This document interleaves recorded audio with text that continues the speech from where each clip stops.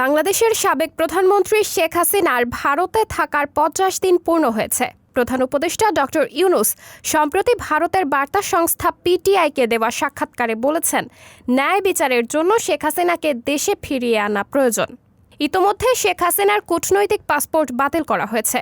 বলা হচ্ছে, ভারতের ভিসার ক্ষেত্রে নিয়ম হলো কূটনৈতিক পাসপোর্ট বাতিল থাকলে ৪৫ দিন থাকা যায়। সেই ৪৫ দিন শেষ হয়ে গিয়েছে। প্রশ্ন উঠেছে, এখন কি শেখ হাসিনাকে বাংলাদেশের হাতে তুলে দেবে ভারত? ওপি জিন্দল গ্লোবাল ইউনিভার্সিটির আন্তর্জাতিক সম্পর্কের অধ্যাপক শ্রীরাধা দত্ত বলছেন, দুই দেশের মধ্যে প্রত্যর্পণ চুক্তি আছে, ফলে তাতে নির্দিষ্ট পদ্ধতি মেনে অনুরোধ এলে তা ভারত খতিয়ে দেখবে। তার একটা প্রক্রিয়া আছে, তা চলতে থাকবে। তবে এই অনুরোধ করা হলেই যে শেখ হাসিনাকে বাংলাদেশের হাতে তুলে দেওয়া হবে, এমন ভাবার কোনো কারণ নেই।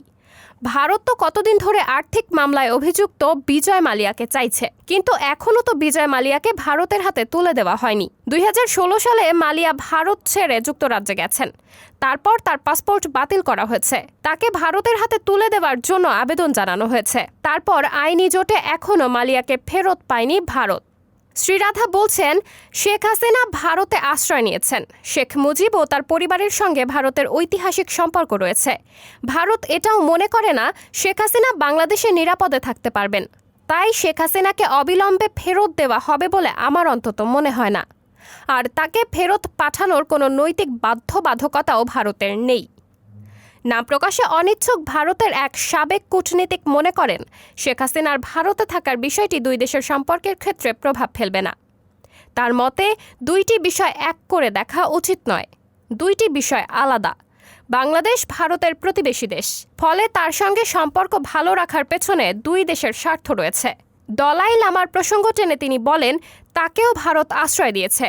তিনি দীর্ঘদিন ধরে ভারতে আছেন।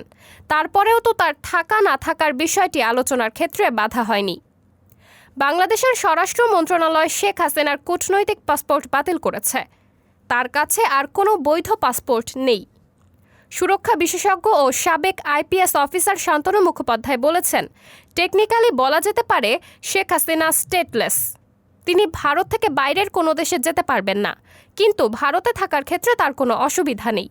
ফলে তিনি কতদিন এখানে থাকবেন, তাকে বাংলাদেশের হাতে তুলে দেওয়া হবে কিনা, এটা শীর্ষ পর্যায়ের রাজনৈতিক সিদ্ধান্ত বলে বিশেষজ্ঞরা জানিয়েছেন।